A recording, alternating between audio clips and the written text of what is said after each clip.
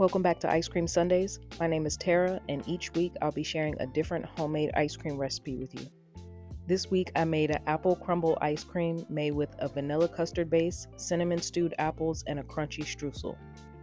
To make the custard, I'm going to start by heating the milk, cream, and salt in a saucepan over medium-high heat until it begins to simmer.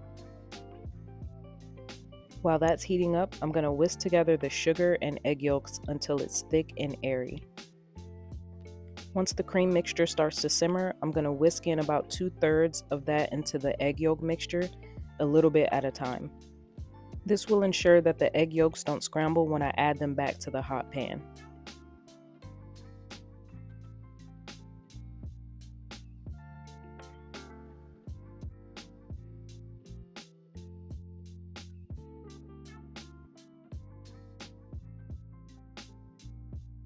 Over medium heat, I'm going to add the mixture back to the pan and I'm going to stir until it thickens. As soon as you see a light simmer, remove from the heat and strain into a bowl over an ice bath. Then stir in the vanilla.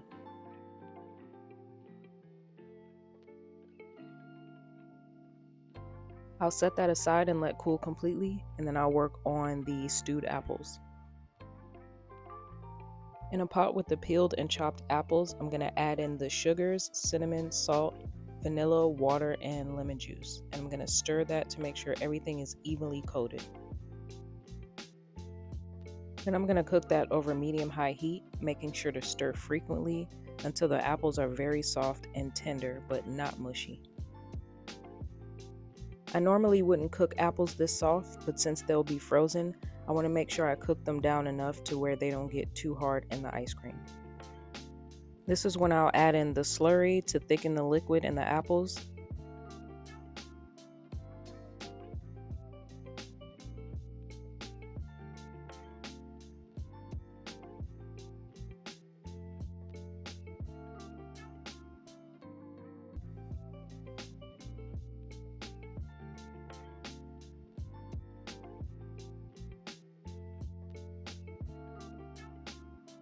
And lastly, I'm stirring in the cold butter, and then I'll transfer that into a bowl over an ice bath to speed up the cooling process.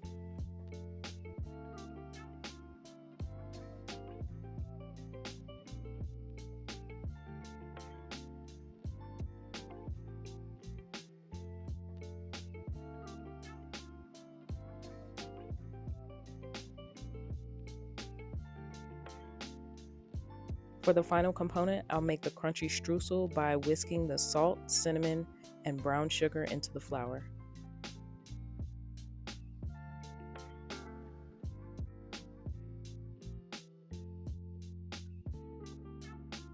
Then I'm using a fork to cut in the softened butter until a crumbly mixture is formed.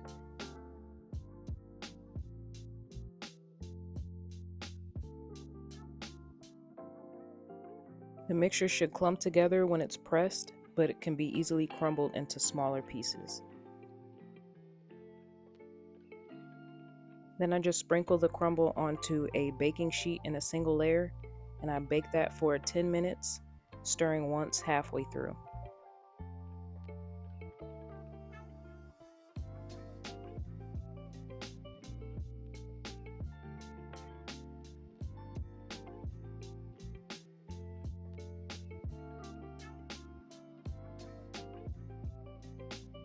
After baking, remove from the oven and stir to break up any large pieces and allow to cool completely before adding it to your ice cream.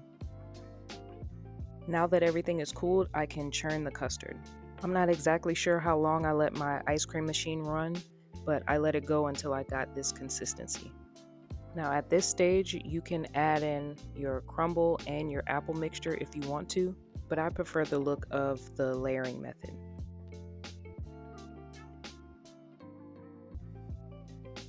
And I just started with a layer of ice cream, a layer of apples, and the crumble until I got to the top.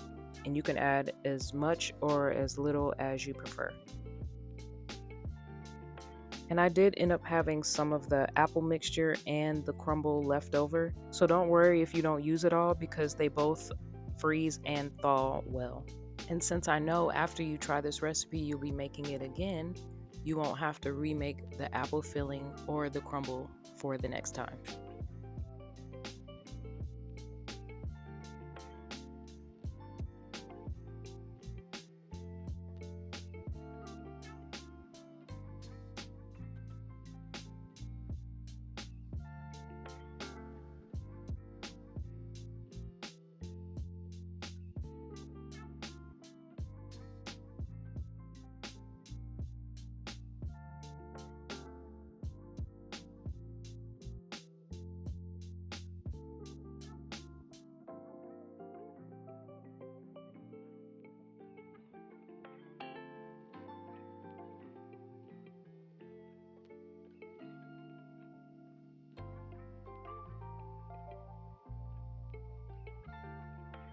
This recipe yielded me about 1.5 quarts of ice cream, and I just let that freeze overnight.